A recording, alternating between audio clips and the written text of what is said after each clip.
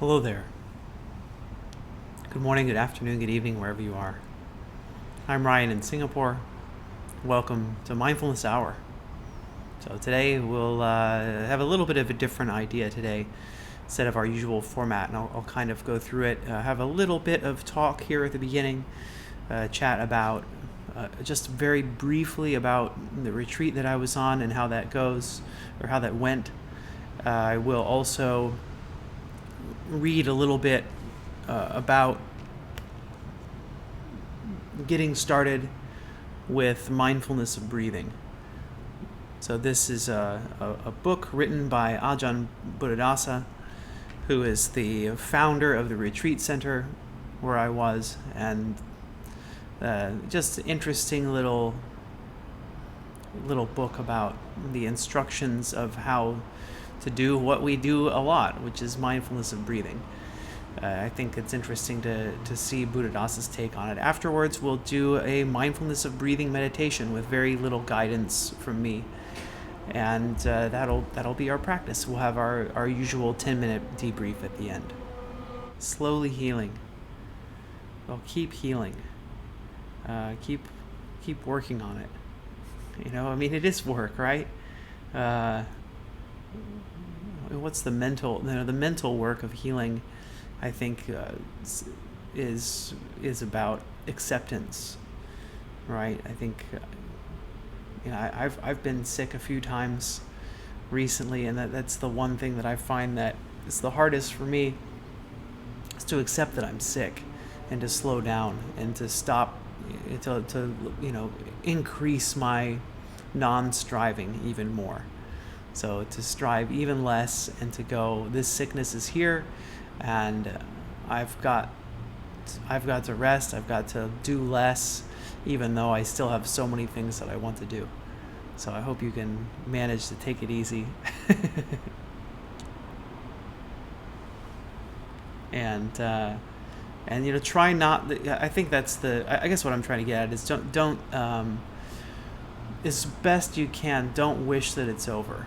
I know that's really hard to say, but I think wishing that it's over, it puts additional stress on your body and makes it harder to heal. If you can just be like, hey, this is here, and just rest in the yuckiness of being sick. Yeah, good to be back. It's a tough retreat, I have to say. I think I went into it with I feel like I wasn't fully prepared for this retreat. That this retreat was it's a check the box. I think that's probably the biggest mistake, was that I am a mindfulness-based stress reduction teacher, an MBSR teacher, and as an MBSR teacher, I must go on an annual 5 to 7 day retreat, or at minimum alternating 5 and 7. So I can't do 2 5-day retreats in a row. This year I did a 10-day retreat because I've really wanted to go to Suan Mok. So my first retreat was at a center that was also opened by Ajahn Buddadasa, and so I wanted to go to the Buddhadasa's main monastery to experience what that retreat is like, and also because it is part of my roots, I guess, part of where my practice originated. So I started as a student of MBSR, and after seeing how effective MBSR was, I decided to become an MBSR teacher. And the main reason for me to become an MBSR teacher was because I had seen how effective mindfulness was in my life through MBSR. And by God, I wasn't going to allow that practice to stop. I needed something to keep me motivated to keep practicing, so that I could be the best, or at least a better version of me than before I had started meditating. So I needed some kind of motivation. MBSR, as an MBSR teacher, I must, among other things, meditate every day, and I must also go on one annual teacher-led silent retreat. And so those two things were really important for me to stay grounded in my practice and to continue bringing the benefits of that practice into my daily life, because I know that I was suffering, and my suffering was oozing out onto the people around me, and that was really the main reason. And so part of that was to see, can I do an annual silent retreat? And hey, I live in Asia. Going to America to do these university-led, like University of Massachusetts retreats, or retreats by other secular organizations, just wasn't very feasible. Besides the jet lag of showing up halfway overseas and then trying to have halfway across the world and then trying to do a retreat. Also, the plane ticket, the university retreats aren't cheap, and so I was just looked around what's close by, and there's a retreat in Thailand that was the 2.5 hour flight, 1 hour difference in time zone, and so that's where I got started. And so I've always kind of wanted to come back. And I think what's interesting, and I just want to say about Buddadasa and his teaching, is that I find that when it comes to Buddhist retreats, Buddadasa feels to align quite well with the secular mindfulness tradition. That there's I'm not sure there's anything that conflicts with religious beliefs. And as the weeks go on, I'll probably be coming back to talk about some of those learnings, some of what is true, what I think is universally true, and some of what I think is debatably true.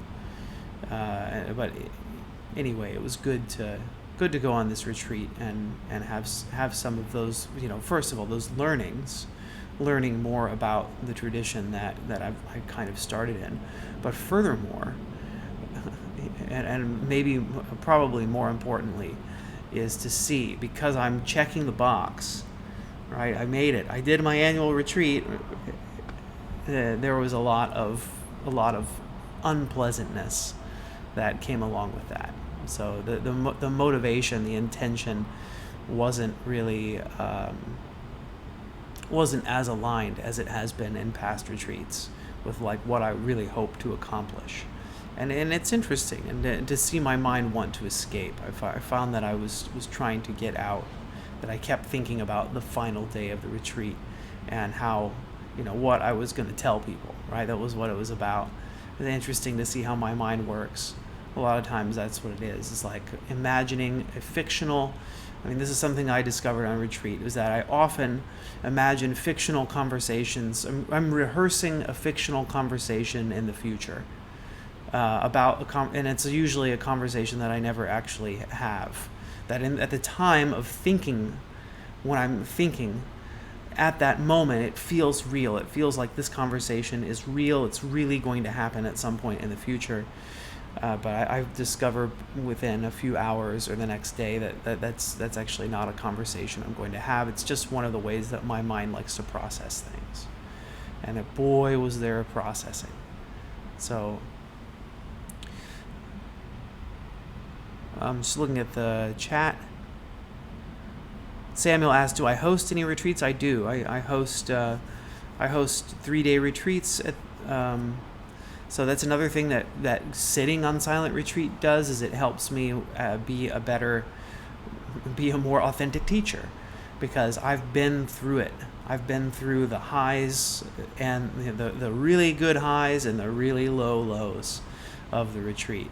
And there are certainly both of those. And so when I teach, when I lead a retreat, I have kind of access to both the highs and the lows, and kind of know how to hold space when a person needs to cry, when a person is experiencing joy. What how do I hold space best as a retreat leader? Jean asks, where was the retreat physically on the planet? The retreat was in southern Thailand. So the name of the city is Surat Thani.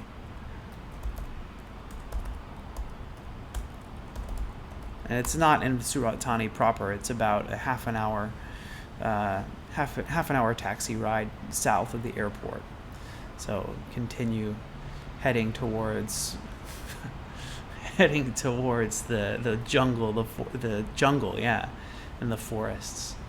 And that's a lot of hardship in the retreat, right? I mean, part of being in the jungle is having mosquitoes all the time. So I won't go into the details of the retreat, just to say that I did learn a lot, and I think the main announcement to make is that I need time to digest the retreat. So I won't be doing my regular teaching slots for at least more than a week. I need to have some time to really focus on my personal practice. And I think, like Jean, I'm sure you can quote me on this one. I say, like, the Ryan Grimes rule of thumb is for every 1 hour of reading about mindfulness or listening to teachings about mindfulness, you should spend about 9 hours of practice.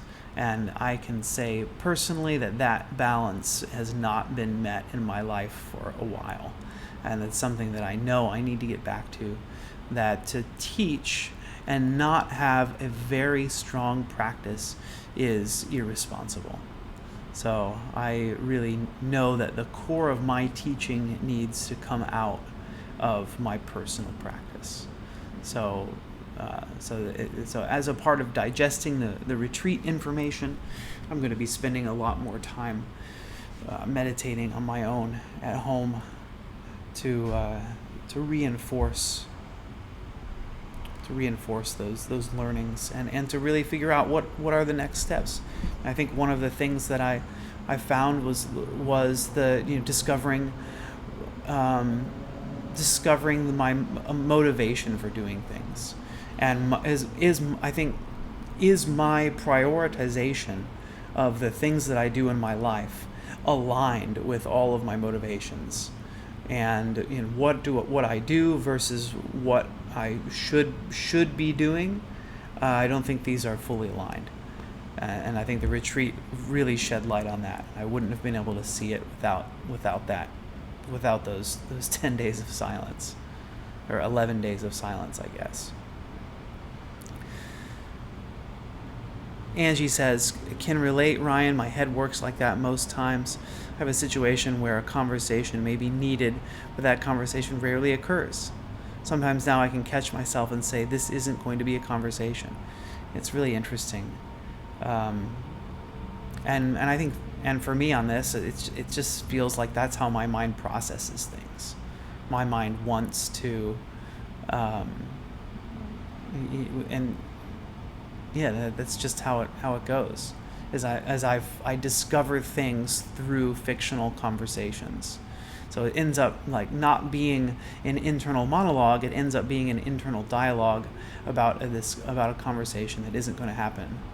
But it's a true conversation with various people in my life, and it's true in meaning that it's actually with a real person, right? The imaginary conversation is with someone, like I'm talking to someone on my swim team, right? Or I'm talking with my partner, or I'm talking with my son, or I'm talking with someone. But those conversations all are real. But anyway. And so I suppose that the reason to talk about this as well is to be aware, is that on retreat in silence, what comes up very clearly is that how your thought patterns work. Like, what happens? What is the process of thinking for me? Because as much as we tried to stay focused in the present moment, it doesn't work. We try hard to stay focused on the breath. And instead of staying focused on the breath, we wander away. And we wander away over and over and over again. I have to say, for 11 days, I had I don't know, 5 minutes of staying fully focused. 5 minutes here and there. Like I don't think I ever had longer than 5 minutes, which I suppose was for me was very frustrating, because I'm used to the retreats going after. I think I even mentioned it before I went. After day 3, the mind starts to settle, and you no longer think about all the things that you want to think about. Well, not this time. This time my mind kept going. So that was a bit frustrating, but I think was valuable, because really what I think we should be searching for on retreat is reinforcing our mindfulness practice, becoming more mindful during the retreat, and also deepening self-knowledge. And by the way, the me that's here today, the me that went on retreat, is different from the me that was there a year ago. So every time you go, I think that's why MBSR requires us to go on annual retreats, so that we do have that kind of deep self-knowledge that comes from retreat. So that's a lot more than I planned to say about the retreat. But just to let you know, there won't be any live events scheduled for a while until I kind of get all of that sorted out, like kind of what the next steps are. So I'll be active. I'll make sure to check the chat every day so we can keep. My thanks Cece for saying that. I'll keep active in the chat, so feel free to keep writing in there, and yeah, I'll come back when I feel let's see. I'm sure I'll be doing live events, but I don't know all the details, right? I really need to have some me time to figure out kind of how I'm going to align my priorities and my actions. So, without further ado, let's do this. I'll read through this book, and then we'll do our practice.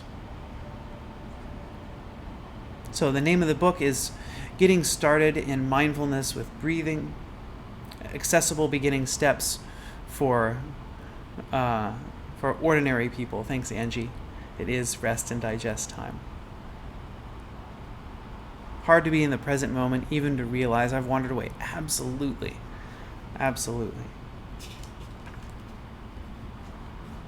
Okay, Getting Started in Mindfulness with Breathing, Accessible Beginning Steps for Ordinary People by Ajahn Buddadasa. Sit up straight with all the vertebrae of the spine fitting together snugly. Keep the head upright with the eyes gazing towards the tip of the nose. Whether you see it or not doesn't really matter. Just gaze in the direction of the nose or past it. Once you get used to this, the results will be better than closing the eyes, and you won't be inclined to fall asleep so easily. In particular, people who are sleepy will benefit from keeping the eyes open at first rather than closing them. Practice like this steadily, and they will close by themselves when the time comes for them to close. However, if you want to practice with your eyes closed from the start, that's fine too. Lay the hands comfortably in the lap, one on top of the other, or lay them comfortably on your thighs or knees, whichever is most simple and comfortable for you. Overlap or cross the legs in a way that distributes and holds the weight well, so that you can sit comfortably and will not fall over easily. The legs can be overlapped in an ordinary way or crossed. Again, whichever you prefer or are able to do. Many people can only cross their legs in what is called the diamond posture or lotus posture with difficulty, but fancy postures are not necessary anyway. Merely sit with the back upright and the legs folded so that the weight is evenly balanced and you cannot tip over easily. That's good enough. The more difficult postures can be left for when one gets serious, like a yogi. In special circumstances, or when you are sick or not feeling well or just tired, you can rest against something, sit on a chair, or use a deck chair in order to recline a bit. Those who are sick can even lie down to meditate.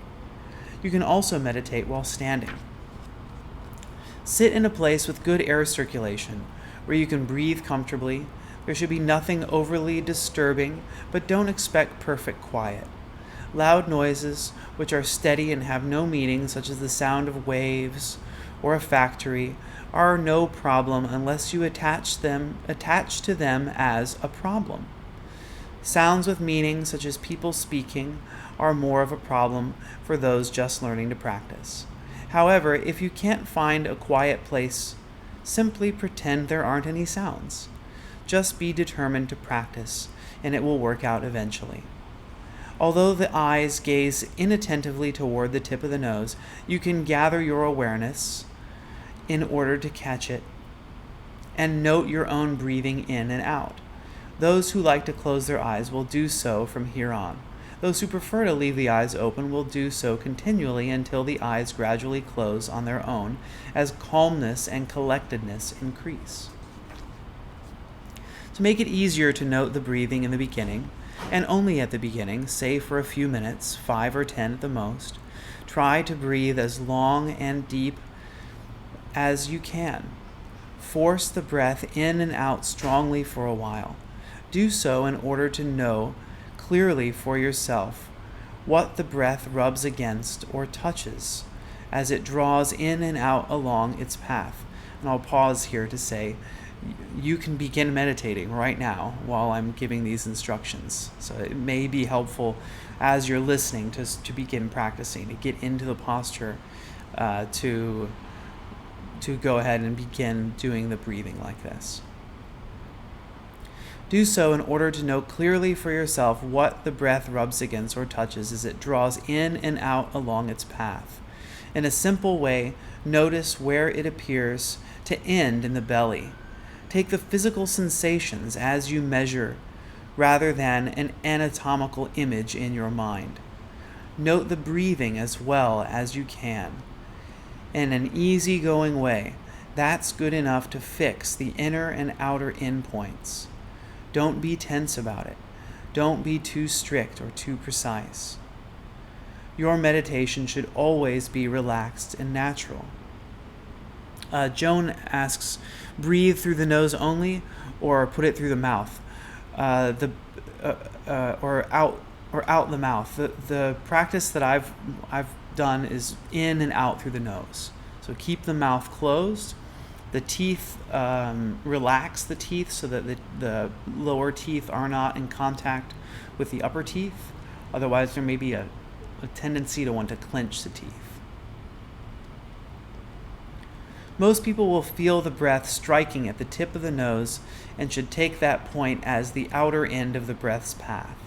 In people with flat or upturned noses, the breath will strike on the edge of the upper lip, and they should take that as the external end. Now, there will be both outer and inner end points, one fixed at the tip of the nose and the other just below the navel. The breath sweeps back and forth between these 2 points. Make your mind just like something which chases after or stalks the breath, like a tiger or a spy, unwilling to part with it for even a moment, following every breath for as long as you meditate. This is the first step of our practice. We call it constantly chasing after or stalking. Earlier, we suggested beginning by trying to make the breathing as long as possible, as strong, vigorous, and rough as possible for a number of times. Do so in order to find the end point, so the path the breath follows between them, and the path the breath follows between them. Once mindfulness can catch and fix the breathing in and out by constantly being aware of how the breath touches and flows, then where it ends and how it turns back either inside or outside. You can gradually relax the breathing until it becomes normal and natural. There is no longer any need to force or push it in any way. Be careful now. Don't force or control the breathing at all.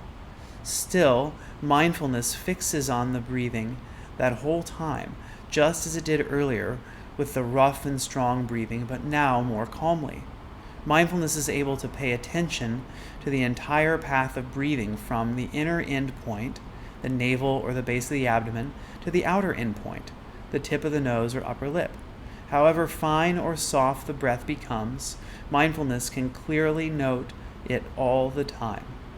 If it happens that you cannot feel or note the breath because it is too soft or refined, then breathe more strongly or roughly again, but not as strong or rough as before, just enough to note the breath clearly. Fix attention on the breathing again until mindfulness is aware of it without any gaps. Keep practicing until even the purely ordinary, unforced breathing can be securely observed. However long or short it is, know it. However heavy or light it is, know it. Know it clearly within that very awareness, as mindfulness merely holds closely to it and follows it back and forth the whole time you are meditating.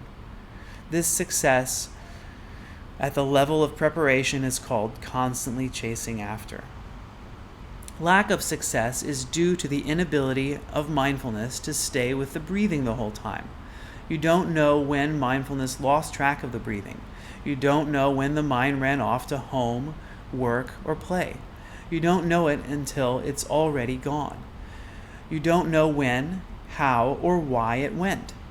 Once you are aware that attention has run off, catch the breathing again. Gently bring mindfulness back to the breathing and train until you are successful on this level.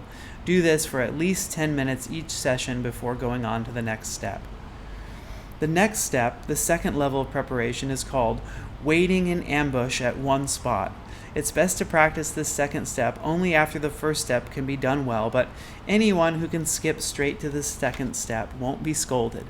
At this stage, mindfulness lies in wait at a particular spot and stops chasing after the breathing.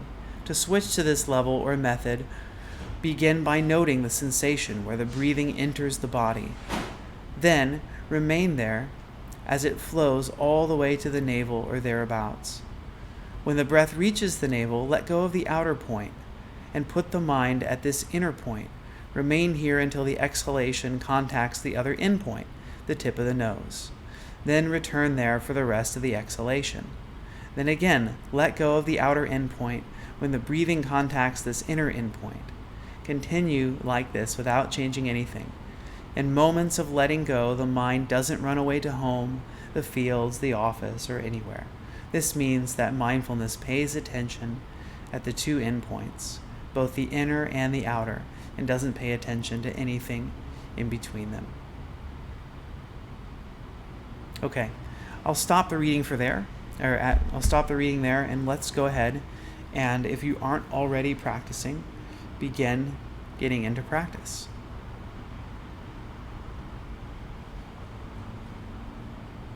So a reminder, I'll read just the beginning again for posture.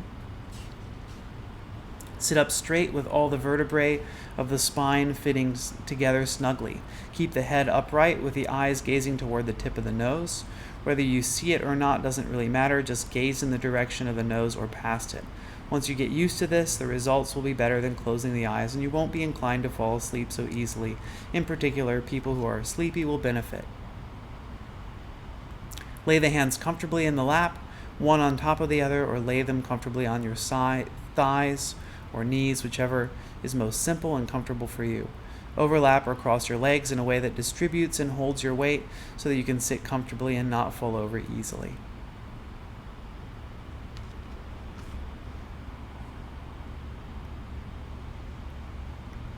And so we have about 20 minutes left to practice. So I will remain silent for that time.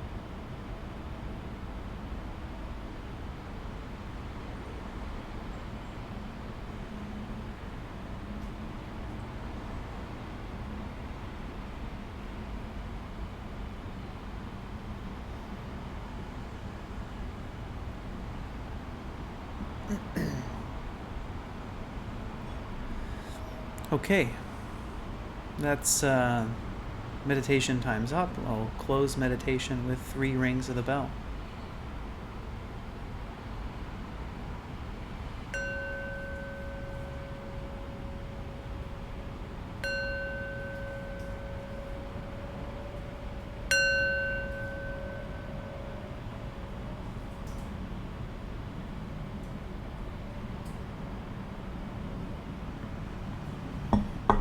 All right, thanks for being here.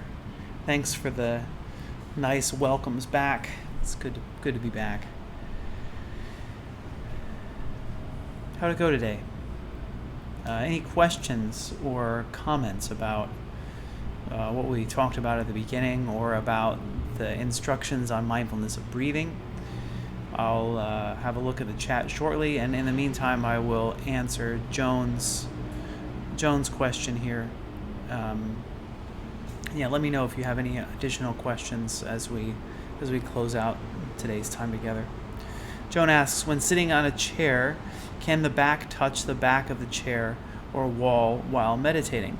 So the short answer is it should not touch. However, so let's go here. In special circumstances, when you are sick, not feeling well, or just tired, you can rest against something. Sit on a chair or use a deck chair in order to recline a bit.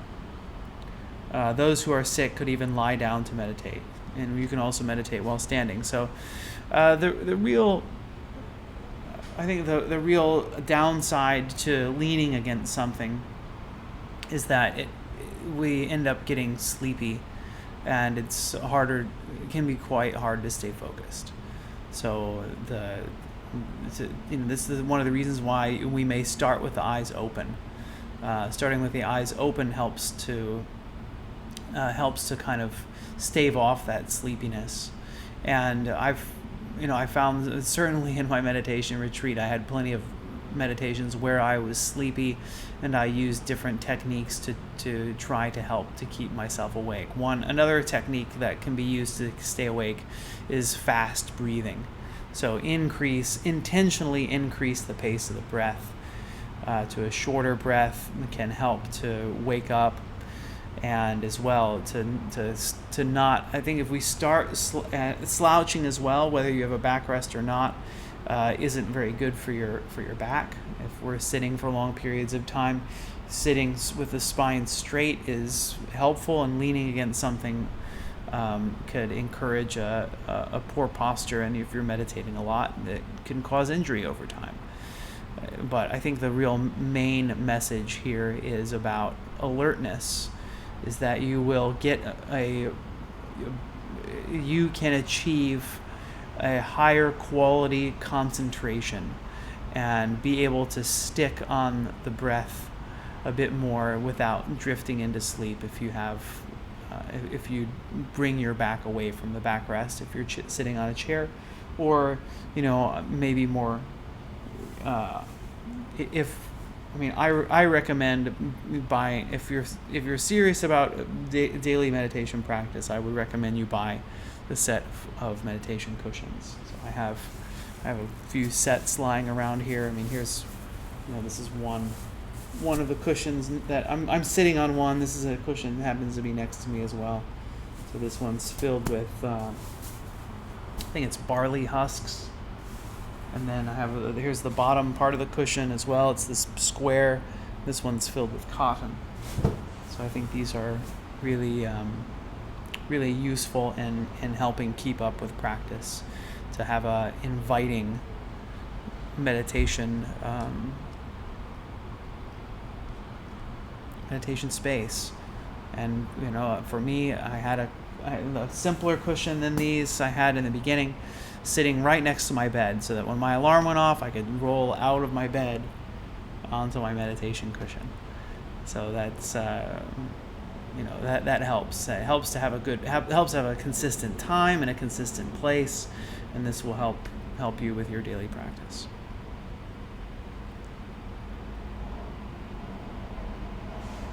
Thanks, Cece. Cece says, feel encouraged to keep practicing, Ryan, because you shared honestly that you need to keep practicing also. Absolutely.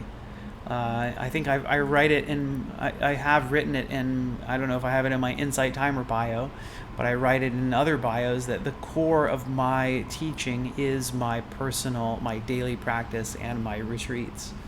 So that's where my learnings are, and that's what I want to share from, because I know that the personal learnings and experiences that I receive in my practice are not unique.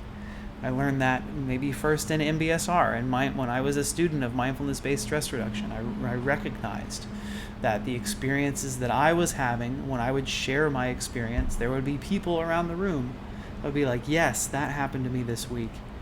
And I think that's one of the really real benefits of having a forum like this one, so we can all share what's going on and discover that, in fact, I am not alone, that my experiences and the progress, not only the difficult things, so the difficult things we may share, but also the progress in practice. We may find that we all are moving in the same, direction up the mountain, and having more mindfulness and able to be more mindful in daily life. Thanks, Cece. Angie says, sometimes when first starting out meditation, leaning gently against something could make the difference between continuing to practice or giving up until the back strengthens. Okay, so here's what the teacher in the retreat said. Okay, the teacher in the retreat said, start with 10 minutes, and eventually you'll find that your back strengthens and that you can continue to 15 minutes. So I think if we start out with the posture of leaning, this might be, I'm just repeating the advice from the retreat. So is to sit with no backrest, and to see that you will naturally strengthen over time, that your back will get better. But, and that this said, I know there are people on here, and I'll say, like, Dirk, for example, for medical reasons, will always use a backrest. Right, so if you have the luxury of having a spine and an upper body that can sit straight, you will develop it over time. And I think people discovered that during the retreat, is that the longer that I sit, the easier it becomes. So if you're having a lot of trouble and feeling a lot of pain, you use a backrest. But I would say that if you develop, you'll see more benefit if you learn to develop your practice without leaning against something. Joan says, I'm not able to cross my legs when sitting. No problem. The alternate sitting posture, and I'll see if I can get, I'm going to step away from the mic for a minute, but it's a kneeling posture. So I'm going to adjust my camera a bit. I'm going to go over back there, and I'm going to show you a kneeling posture.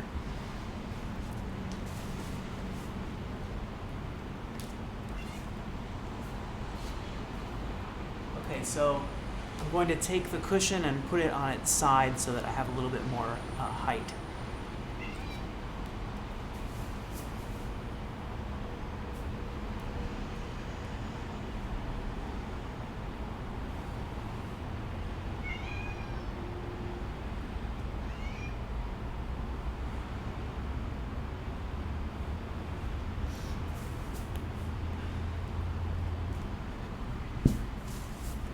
Okay, so this is a really good alternative posture for sitting on the floor. Sitting in a chair works as well. I find the problem with sitting in a chair is that my knees end up being a bit too high, and that I ends up wanting to curve my lower back. So I'll sit in a chair, and sit on the edge of a chair works, but it can be a bit harder to sustain. I just feel like I can't sustain the posture as long when I'm sitting in a chair.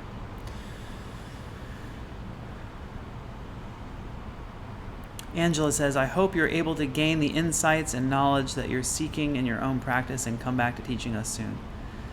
Thank you for sharing your experience with us. Thanks, Angela, for sharing that and for saying that. I will. Yeah, I had all kinds of ideas about what to teach. And that was another thing I was fast forwarding to. Is like, I'll talk about this on Insight Timer. I've got lots of ideas for things to talk about, but I just need to, again, to have a few weeks to digest. I think this is another important thing. If you go on retreat, the first thing that you do, it shouldn't be, you shouldn't go out and like get a divorce or make some huge drastic change in your life, because there's still some realignment that has to happen, and unfortunately I've experienced this a few times.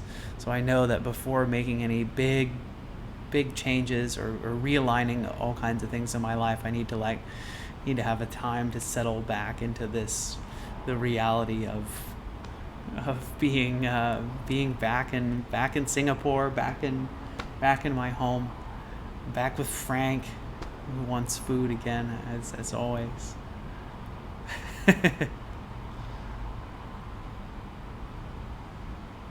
Yeah, stool can work as well. Actually, that can be. I haven't. There are little meditation stools that they have on the retreat. Those are really useful, so that you're still sitting on the floor but sitting up. But I think a stool could work really well with your feet coming down. I haven't tried it myself. Okay, time's up. I'll stay active in the chat. So join Ryan's Daily Mindfulness Circle if you have not already. The ways to support me. This is a good time to talk about that. So we'll go from bottom to top. This is the smart way to go. So number one, if you've enjoyed today's practice and you are not following me on Insight Timer, please follow me on Insight Timer. That helps get more exposure to my for me, and which helps me in my career as an Insight Timer teacher. To listen to my free tracks. I have probably about 25 free tracks now. New ones coming out. The 5 Myths of Self-Compassion reading from Kristen Neff should be coming out soon. I've submitted it, so look out for that one. 3, if you are a premium. 3, join Ryan's Daily Mindfulness Circle and Insight Timer groups, and be active in that circle. Talk about what your meditation experience is like. Talk about what's happened. Ask questions. Be active in that circle. Come and meditate. Jean hosts meditations every day. It's a recording, and you can chat while the recording's going on. Okay, so participate in that. Support the group. 4, I have a few premium tracks. I am working on creating a course as well. Listen to my premium tracks if you're a Plus Insight Timer Plus member. Use those for your meditation, and soon I'll have a course coming out. So this is another thing. I'm like, how do I balance live events with making courses? How do I balance all kinds of stuff? Well, I'll talk about that maybe in a later live. 5, you can donate as well if you find this time was useful for you today. So these are all ways that you can support me as an Insight Timer teacher. I appreciate you. Well, and what else you can do is be here for the live events. So I appreciate you all being here today, practicing, listening, and I hope that your mindfulness deepens. I hope that you become a mindfulness expert, and that your practice teaches you how to pause and how to observe your mind, observe the state of the mind, observe the state of the emotions, see what's going on in any given moment, and use that as a moment to go, is the action that I'm planning to take 1 second later the wisest action? Or is this a self-serving action? Or is this even a self-destructive action? Who knows? So use your mindfulness practice for sure. And you'll start to see benefits in your life personally. It'll help you, and it will inadvertently, without your trying to, help all of those around you as well. Yes, thanks, Cece. 100% donations go to the teacher. Thank you for your donation. Thanks, Jean, for your donation also. And I will do my best to enjoy my digestion time. And I'll be back. I'll be back to let you know how things are going. Thanks, everyone. See you next time. Oh, wait a minute. Almost forgot such an important thing. Well wishes. Let's send our well wishes out. May I be happy and peaceful. May I be free from malice. May I be free from enmity. May I be free from worry. May all beings be free from worry, be free from suffering, be happy, be joyful, be at peace. And may all of you watching, listening right now, wherever you are, I wish you all happiness and peace. I wish you free from suffering. I wish you free from malice. I wish you have well-being. I wish you to be peaceful.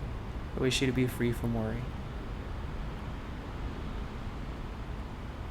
Until next time. Bye-bye.